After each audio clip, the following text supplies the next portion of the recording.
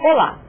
A Câmara dos Deputados realiza uma série de debates e audiências públicas para analisar o projeto de transposição das águas do Rio de São Francisco. Os parlamentares ainda não encontraram um consenso sobre a obra, uma das mais polêmicas do governo Lula. Para falar sobre o tema, está aqui o deputado Jorge Cury, do PSL da Bahia. Obrigada pela presença, deputado. Obrigado. Deputado, vamos tratar aí, em linhas gerais, um quadro da situação das populações que vivem hoje ali na região da bacia hidrográfica do Rio São Francisco. Olha só, na verdade, a bacia é a maior bacia do país, né, totalmente nacional.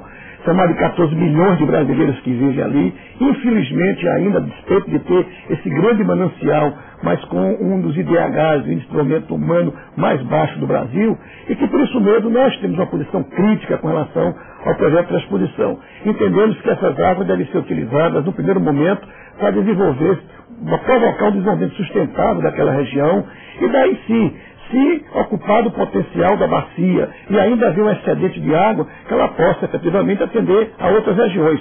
Mas entendemos que para o abastecimento humano e da sedentação animal, independente de qualquer momento, havendo disponibilidade, ela deve ser transportada. Mas somos contra a sua utilização para atividade produtiva.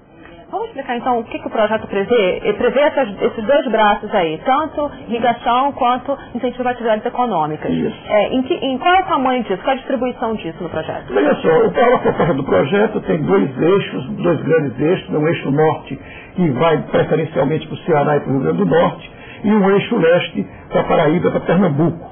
Na verdade, o eixo norte ele tem mais de 70% da capacidade de atendimento dele para atividade produtiva e mais de 20% para o abastecimento humano e sedentação animal. Já o eixo leste é o inverso disso.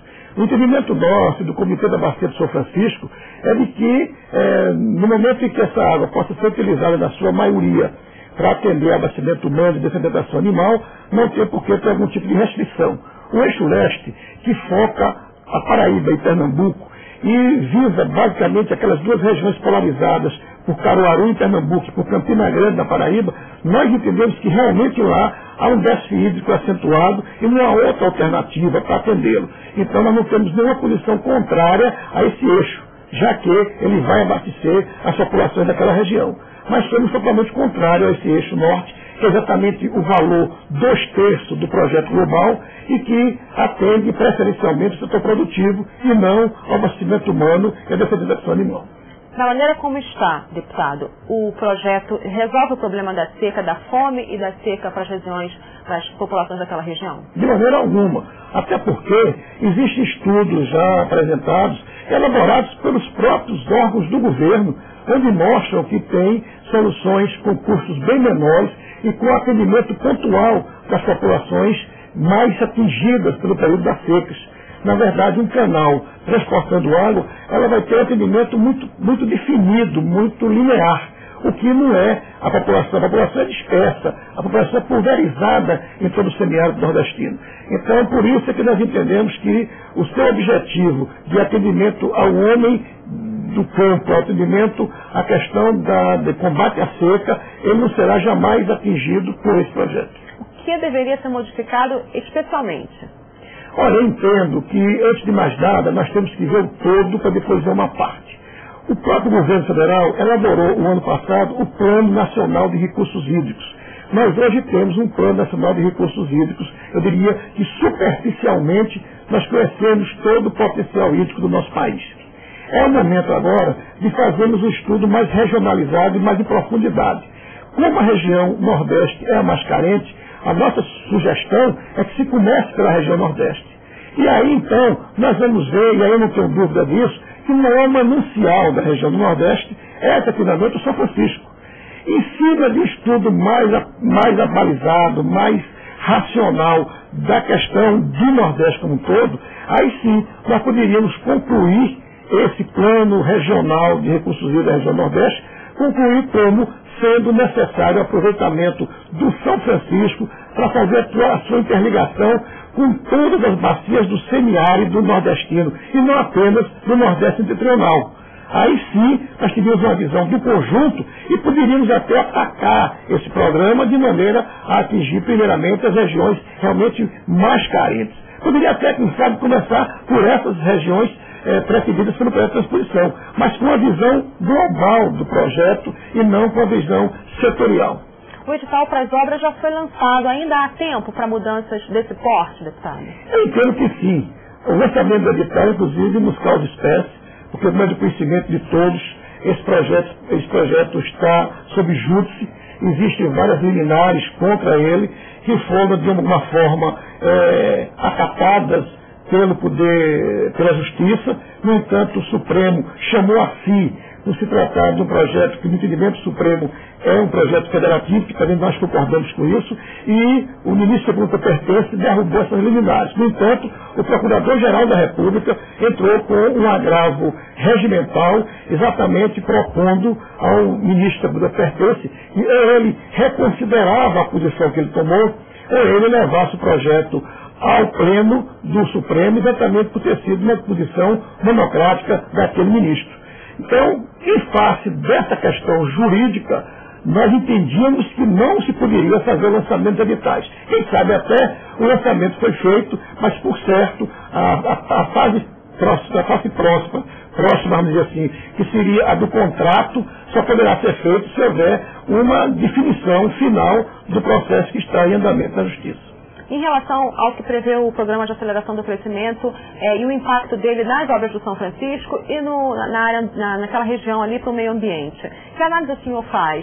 Inclusive, existe aporte de verbas para a transposição do Rio, previstas no PAC. É mais uma questão que nós ficamos muito surpresos, porque se está um projeto como esse, sob júdice, ele continua ainda sem ter definição da Justiça, ele já entra no programa do governo federal. Quer dizer, é também uma posição estranha. Por outro lado, na proposta estão alocados 6 bilhões e meio, mais ou menos, para as obras de transposição do São Francisco.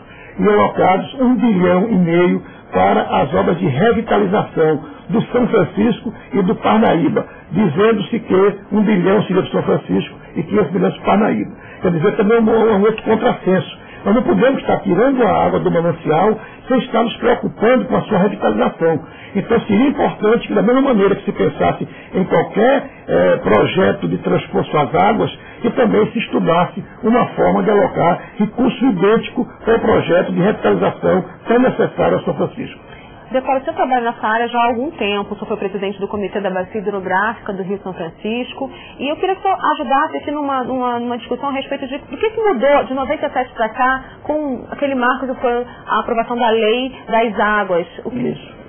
Que o governo, que passos o governo deu para frente de lá para cá e por que enterrou na sua avaliação, que pelo que eu estou vendo até agora, nesse sentido? Pois é, na verdade, o que aconteceu é que em 97 nós fizemos um marco regulatório de toda a questão das águas com a lei 9433. Foi importantíssimo para o nosso país essa lei.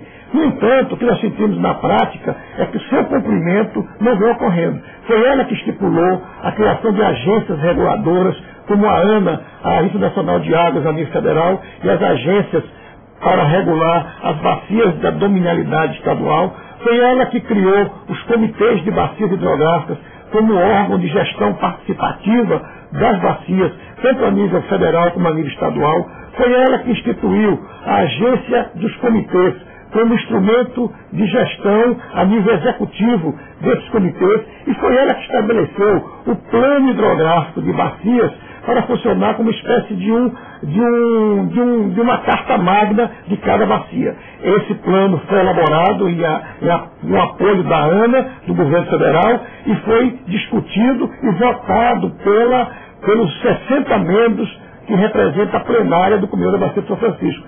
Quase em sua totalidade ele foi aprovado. O único capítulo que não foi é exatamente esse, pela sua complexidade. É o capítulo que trata do uso externo das águas da bacia. E aí é que está aquilo que já me referi anteriormente, que a água para uso externo só seria permitido se fosse para o abastecimento humano e dessedimentação animal em áreas com comprovada escassez. E isso, infelizmente, não está ocorrendo no projeto de transposição. Tá certo, deputado Jorge Cury, do CFL da Bahia. Muito obrigada pela entrevista. Obrigado a você. Obrigada por nos acompanhar. Continue com a gente e até o próximo Palavra Aberta. Tchau.